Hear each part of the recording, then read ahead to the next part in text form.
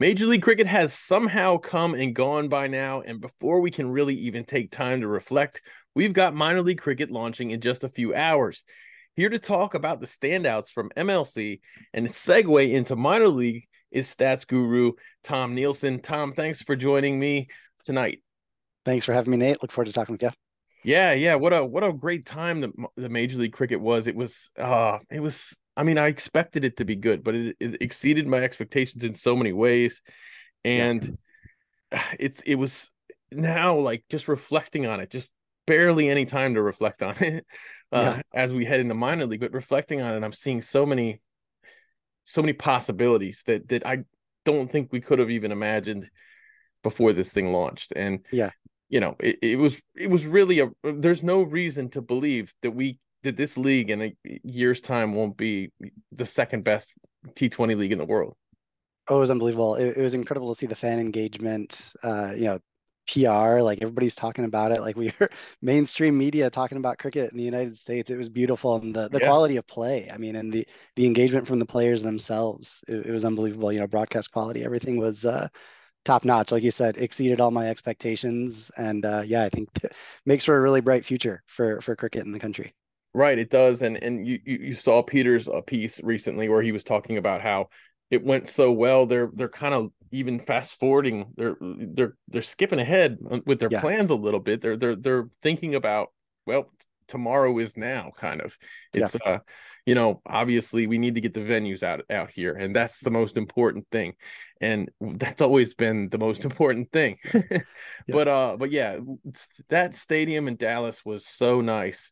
And you know, obviously Church Street Park still has its charm and is still a wonderful place to watch a game. And as far as fan experience goes, I talked to plenty of fans who went to both venues, and a few of them said to me that they actually preferred the fan experience at Church Street. It's such an Yeah. intimate place to watch cricket, Oh, it's wonderful. but that doesn't take anything away from Dallas, and Dallas itself is a better facility for Yeah, cricket. It's a proper stadium.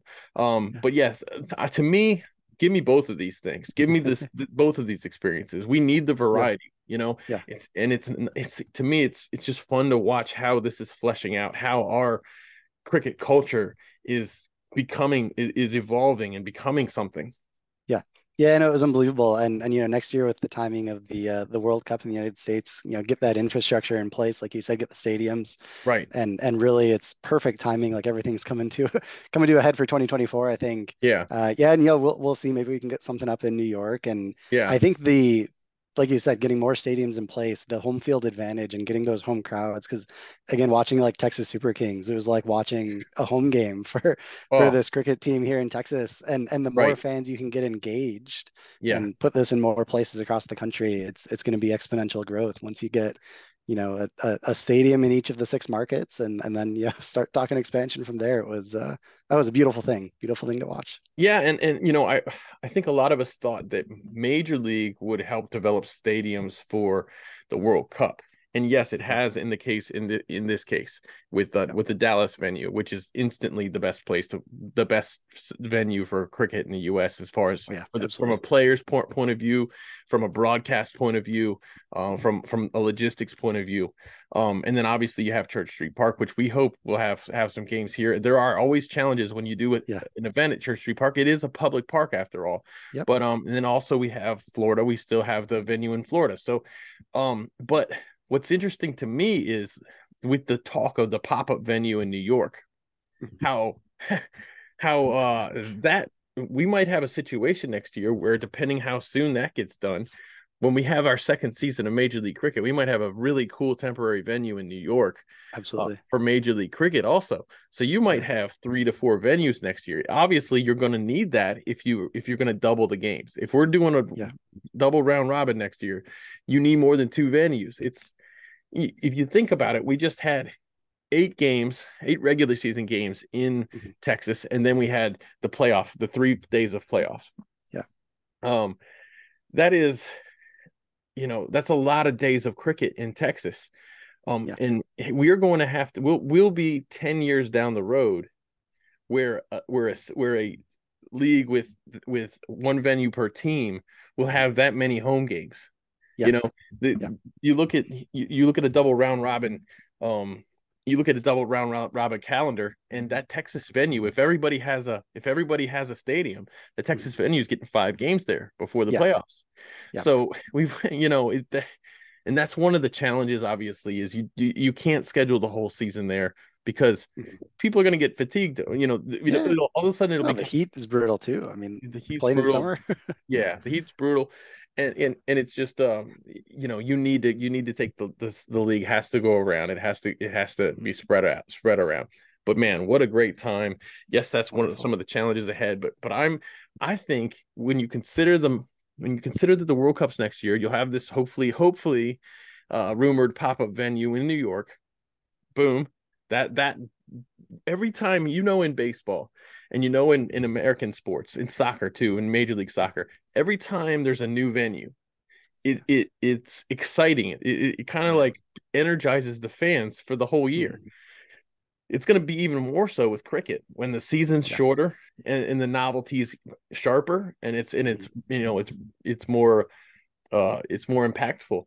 So if we have this happen where we just had this season with a new venue, and next year we have a new venue that even though it might be temporary, then if we just open a new if the league just Yeah. opens a new stadium every year, the momentum this league can build just Yeah. from that alone is immense.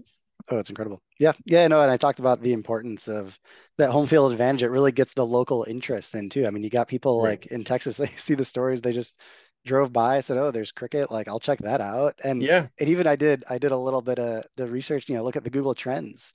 And if you look at Google Trends over the whole course of Major League Cricket, yeah, it's Texas, it's North Carolina, because that's where they hosted matches. So like you said, if that's right. more stadiums move it around the country, you're just building that brand new interest in the sport. And minor league cricket's going to be brand new to people in every new market that they hit. That's right. And it's just again, incredible opportunity to to grow the Yeah, game and right. get people's attention focused on domestic cricket. Yeah, There's a lot of good stuff happening in the US, and right. gosh, get people watching it.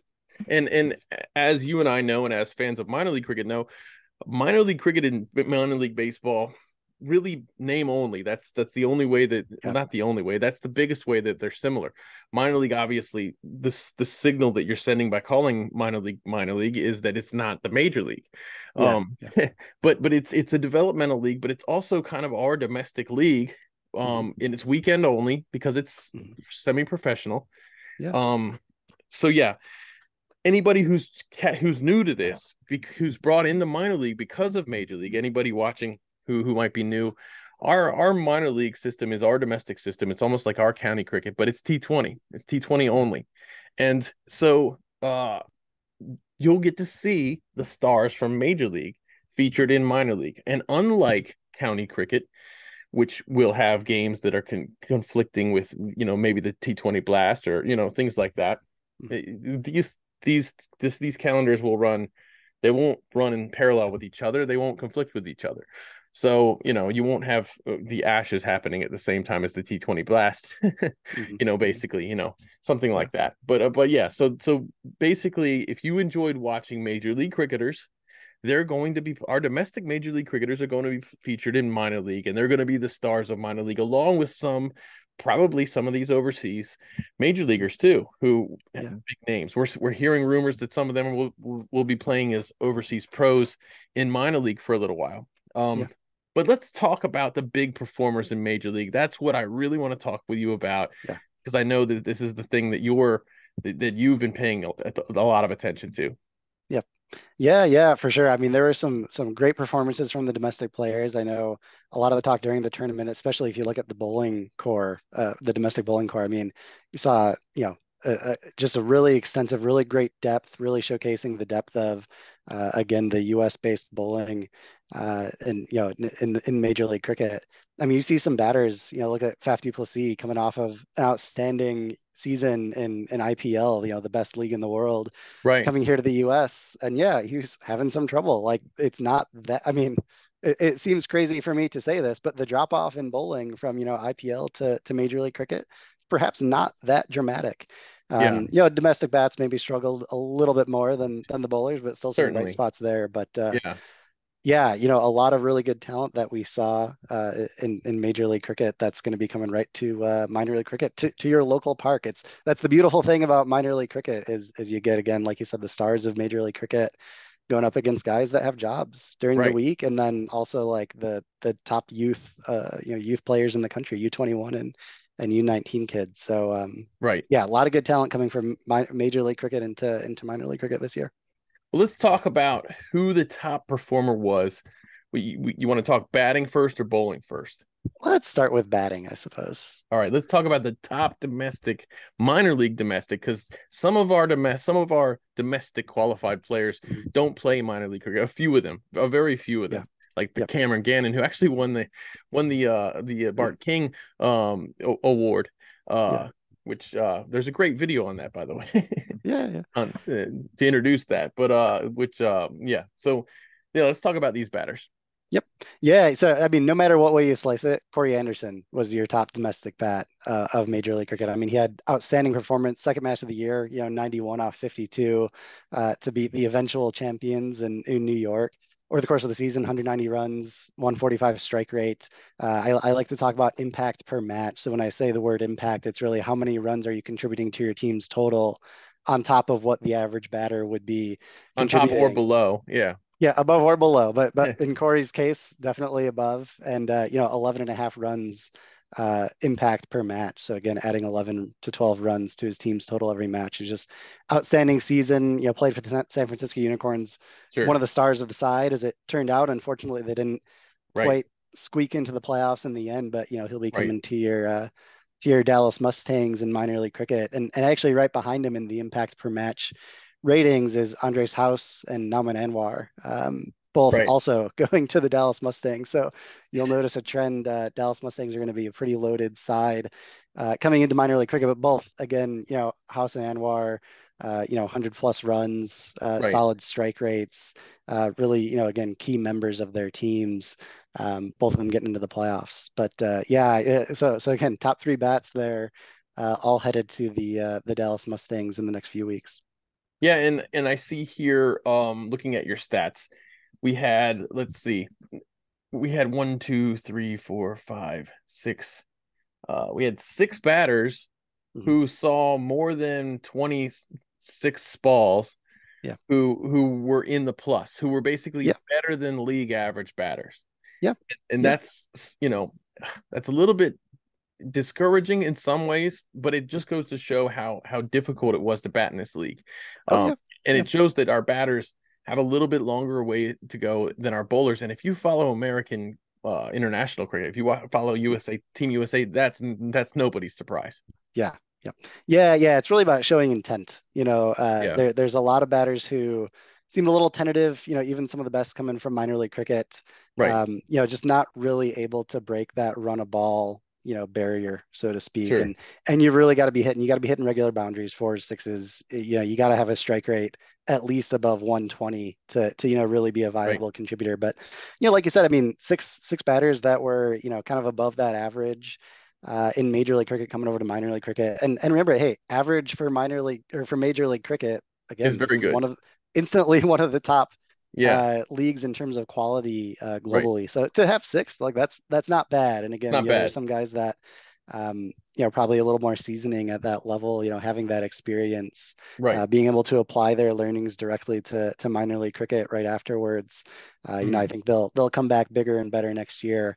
right. Yeah, we mentioned the top three going to the Mustangs, but yeah, Obis from the Freedom going to the Atlanta Fire, positive value. Shubham Right. Ranjane from Seattle Orcas, going to the Lone Star Athletics, and then my hometown guy Calvin Savage from Texas Super Kings. Small sample size, but Right. 144 strike rate. Got I think three sixes and two fours from pretty limited time at the crease Sure. late in a few matches. But yeah, he'll be coming to the Chicago Tigers. So yeah, Yeah. some solid, again, positive value performances there.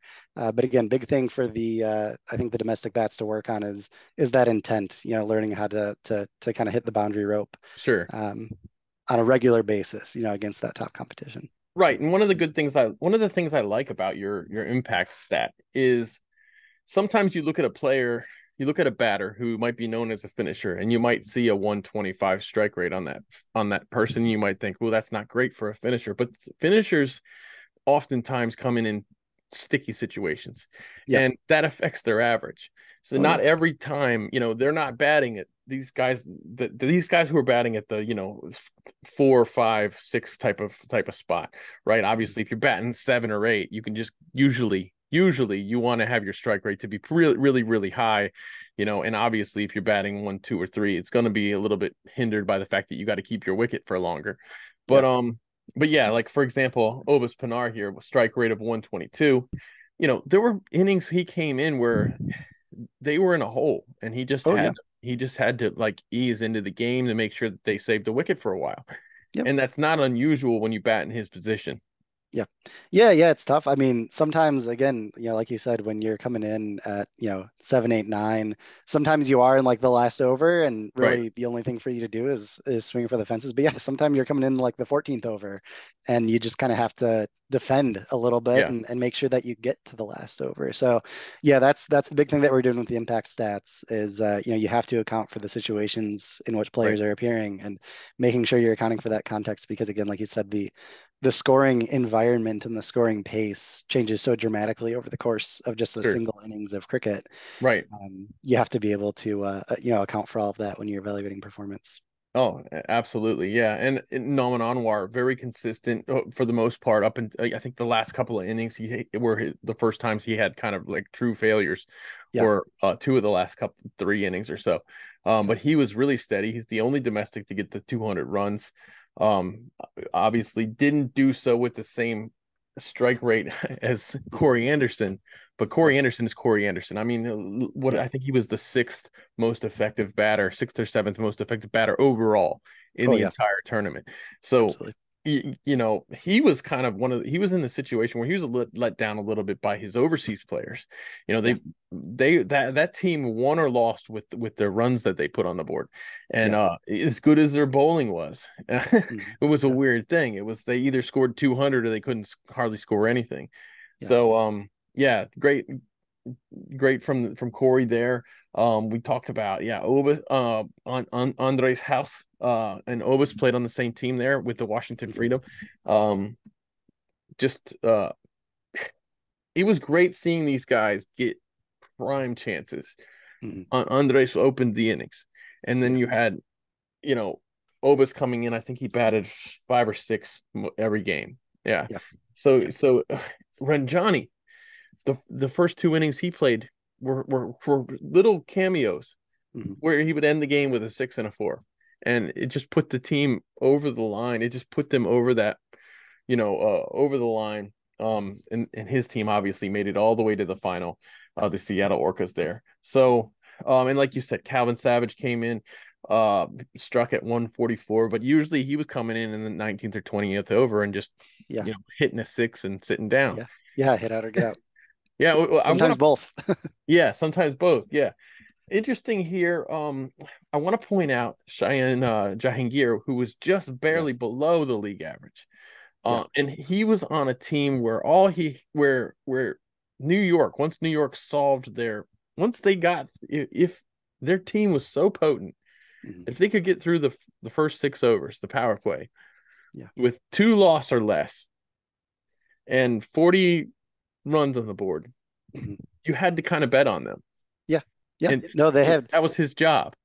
Yeah, yeah, and that was, one of the struggles early on in the tournament for New York was the opening partnerships, and unfortunately, is Jahangir or some combination of Monank or Stephen Taylor who did not have quite as successful a tournament, but Jahangir really grew into it. I mean, he's been Yeah.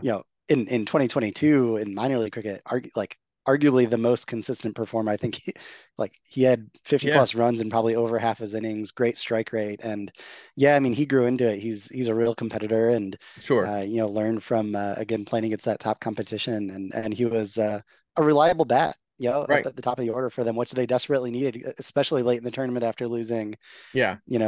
Kieran Pollard to Sure. injury. They had basically pour on Tim David and then, whatever kind of domestic bats they could cobble together. So Yeah. so yeah, I mean, it was again huge for Jahangir to to kind of grow into the tournament. And yeah, he finished 115 strike rate, which again, yeah, maybe a touch lower than what you want to see at the top Right. of the order in the power play. But again, part of his role was to stay alive and provide some stability so that they could get to the middle and Right. lower end of their order. And we had Faf Duplessis who mentioned that this was a difficult tournament if you didn't come in hot, if you didn't start hot. Yeah. It was a difficult tournament to get in good form. Now, Cheyenne was coming into this with a pretty good bat. He did pretty well. He was the bright spot for USA Yeah. in the qualifier with the bat. However, he had a slow start for MI New York. His first couple innings, he didn't. I don't think he was in the team the first game, even. No. I might be wrong, but I think he came in for Stephen Taylor in second second game, match. yeah, Yep. and he didn't really perform. Yep. But he's one of the few players. He's one of the few batters, domestic or overseas, who fought through and then did better towards at the end of the season than he did Yep. at the start. Yep. So that goes to show a little bit of his mental toughness. I think it goes to show the type of player that he is. Because that was a hard thing to do in a short tournament like this, especially on a team like New York, where you have to tip your hat to the domestics and to everybody in that New York team. They changed their roster so many times. Oh yeah. And that had to be such a challenge for morale. I asked Nicholas Perron about that after the game, and he said that the thing is the number one thing is they want to win. The number one goal is to win the game, but if you're picked and you don't perform, you're probably coming out. And if you pick, but if you're picked, they believe in you. They're going to back you, and they're going to put you in the situation that you're picked for. And so speaking of MI New York, let's look at the bowling stats here. Yeah. Well, two bowlers at the top in terms of domestic performance, but I think the one we really want to talk about is Nash Kenjige. Just an absolute catalyst for MI New York. I mean, even if I didn't look at a single number of his from the tournament, the body language and the excitement and engagement that he showed on the field. I mean, the iconic performances, the celebrations when he got the wicket. I mean, best celebration. So much energy. Like he's always the first guy in the celebrations after a wicket. I mean, it was just so much fun to watch him play, and strong fielder again. Just the energy he brought into the match took some great catches. He took some great catches, and to me, it goes to show we like I mentioned, the New York team was going to play people for the situation. They didn't have a problem changing their team. They did this with their overseas players too. They didn't have a problem changing the team, shuffling things around. If you didn't perform, you were out, and they'd bring someone in. That's a tough environment sometimes. And Nosh, however, this is really important. Nosh didn't bowl, I think, maybe one over the last two innings that he played, the last two games that he played. And the fact that they kept him in the team, knowing that they already have, I mean, they're not going to play him. They're not going to play him. They're not going to bowl him over Rashid Khan. They have Rashid Khan turning it away from the righty, and obviously he can do anything. So he can bowl to righties, he can bowl to lefties, but you're not going to favor Nosh over Rashid Khan. If you get in a situation where you need to double down on spin, that's when Nosh is going to get his time.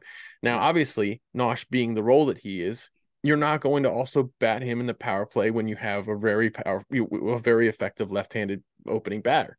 It's just, or at least they didn't seem to feel comfortable doing that. So it tells me when you have a guy like Nosh who can bowl in the power play, who can bowl anywhere in the game, and he doesn't bowl in the power play. Obviously, you didn't expect to put him in the power play. So that's one of his tools. You don't just decide to pick him and then say, we won't put him in the power play. You know that you're not going to. So going in that there you go. There were two to three overs that you're not going to pick him to bowl.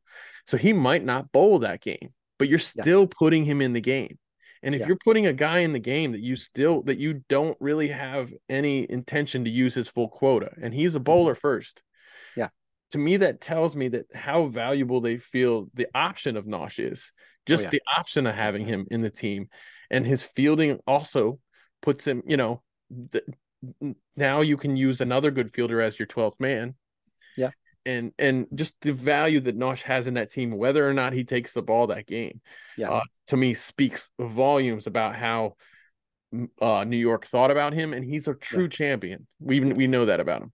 Oh yeah. No, no, he was outstanding to watch. I mean, talking about like his actual performance, I mean, he had the best economy in Major League Cricket by quite a bit. He was the only bowler to go under six. He had economy of 5.88 runs He per was over. I mean, he was amazing, and unbelievable. that's He took, bowling. That's in the power play where things yeah, where yeah, the stakes are the highest for the bowlers. yeah. No, he's unbelievable. He took 6 wickets. I mean, like you said, only 16 overs. Like, arguably, like he was underutilized, and but at the same time, to get 16 overs in a team that also features Rashid Khan Crazy.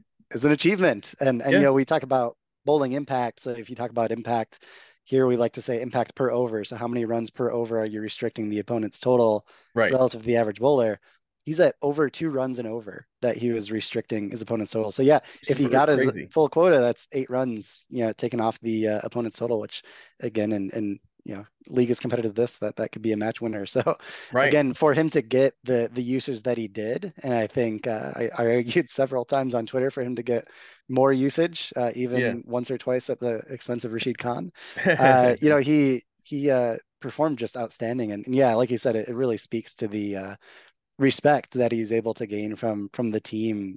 Just again coming in as one of the domestic bowlers, just outstanding. So I mean, you Right. got to look at him. When you look ahead, not that we're doing that right now, but look ahead to the World Cup next year. Like he's got to be one of the guys you're writing in as in pen as being in that starting 11 for the He has U.S. to. He has Yeah, to, and he hasn't been in the UST 20 team since 2018. This is a yeah, point that we've discussed this ourselves. He yeah. should already we discussed this before the league even happened. Oh He yeah, should yeah. be in that T20 team. Been saying You, it for years. your specialty as far as following minor league cricket is the Central Division, the division where Yeah, he plays. yeah. And that brings up a point right here. Mhm. How many of these minor league players play for the team that he's on? I mean, sorry, how many of these major league players play for the team he's on in minor league? Yeah, He plays for the Mustangs, for the Dallas yep, Mustangs in minor league cricket, and he's got there are 7 other major league yep, players, domestic major league players that play in that team. yeah. So you're the trick there. That's an incredibly strong Oh team. yeah, unbelievable. That's a super strong Strongest. team. I think it's got to be the strongest team we've seen in minor league cricket It history. it has to be the strongest team going into it. Yeah. Now, this is the interesting thing. You still have to win. You still got to Hmm. play the games. You still have to perform. And when you have to win, that means everyone has to be happy with their role. Yeah. You got 8 major league players on this team. Yeah. Is Nosh going to bat 9 on the 8 or 9 or 7 or Nosh could in minor league cricket on a good team bat 6 or 7. Yeah. You know, Absolutely. Yep. we know that Yeah. we've seen his growth as a batter. We Yeah. want to see it continue. Is Mhm. this a good thing for someone like Nosh to be on a team with this many players? Because you're talking about also, we haven't even mentioned who their overseas are, which Mhm. we don't know who they are yet. Mhm. There's rumors that their overseas are going to be tremendous players. Yeah. Does that squeeze Nosh back to 9 in the batting order? And do you really want it? You don't want him there. Yeah. So we'll see how that goes. And also, is it good for a guy like Ali Sheikh who needs chances, who's a Yeah. young player who does pretty much a similar role to Nosh? Mhm. Obviously, they both bowl left arm, slow orthodox Mhm. bowling in the same team. There is that a positive thing? Yep.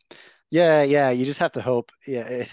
It's not really a problem that many minor league teams have had to deal with, right? So Yeah, I'm sure if they're team first players, they'll probably enjoy having that competition. But I think what you have to hope for is they learn from each other, and that sure, competition elevates everybody's game.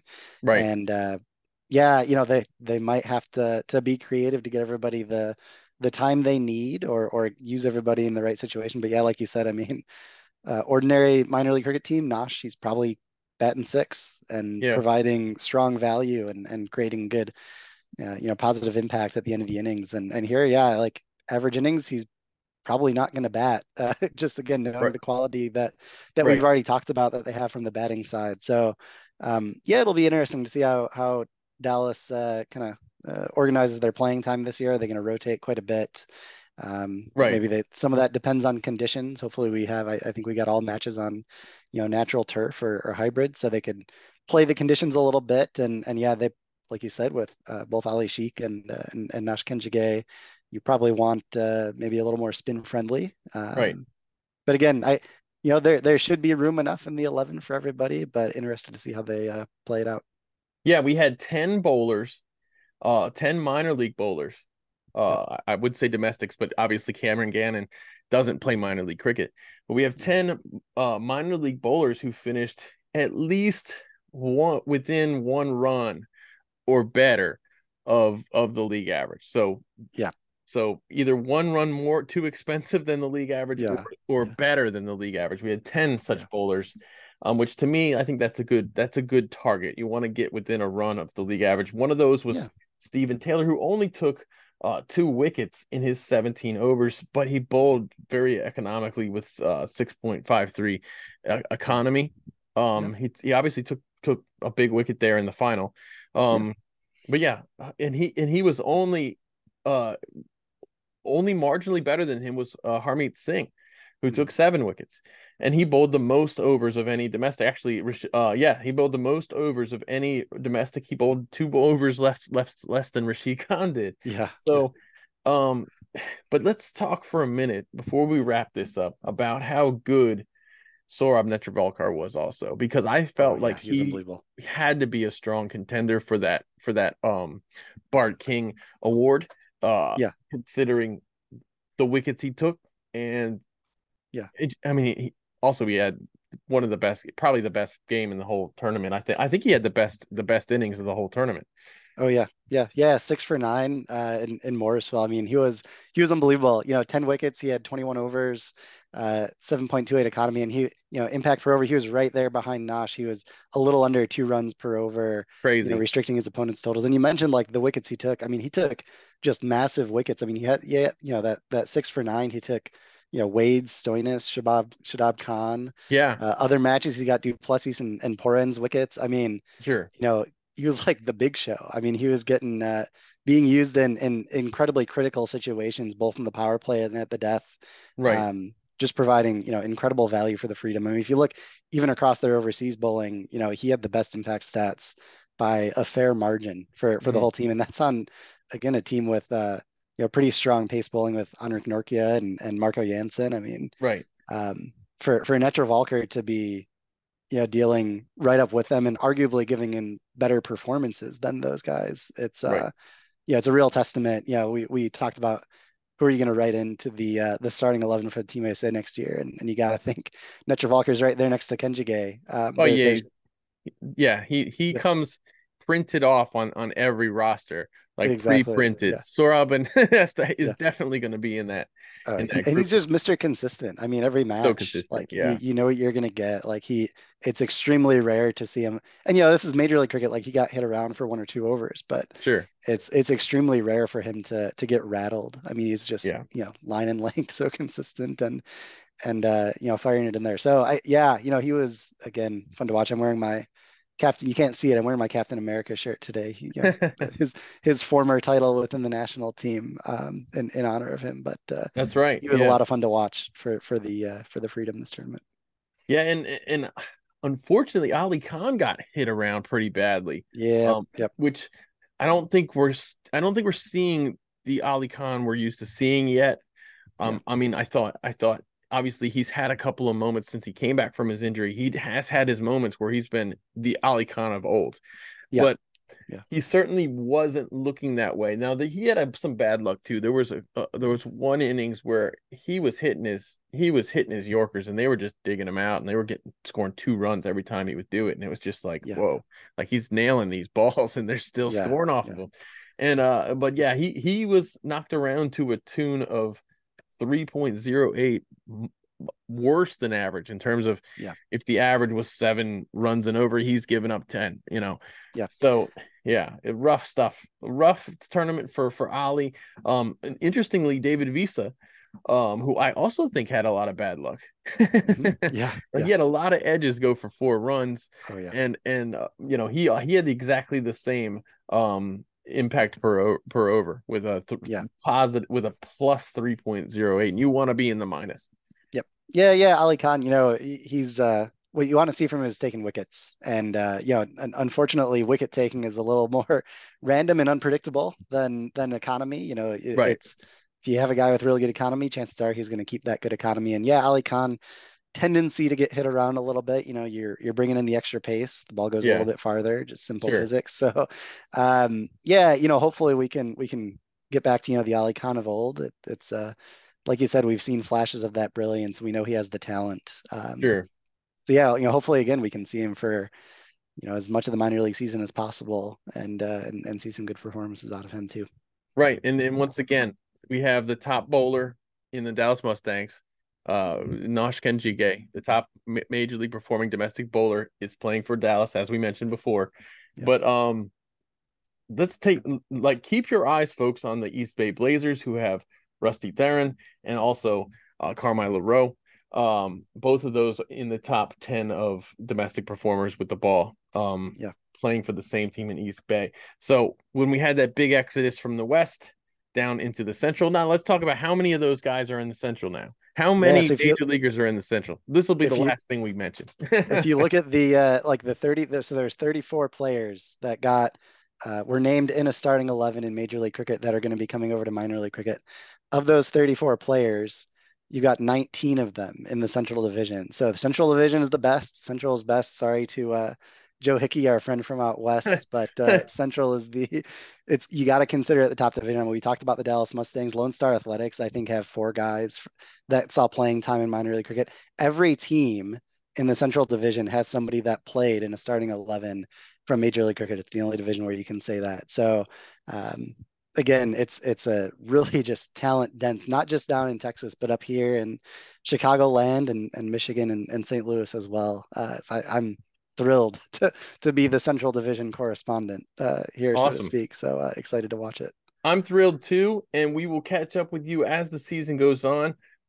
Friday, minor league cricket launches at 11 a.m. Manhattan versus New Jersey Stallions. Thank you, Tom, for joining me. It's been a real pleasure. Thanks for having me, Nate. It was wonderful. Yeah, we'll see you soon. See you soon.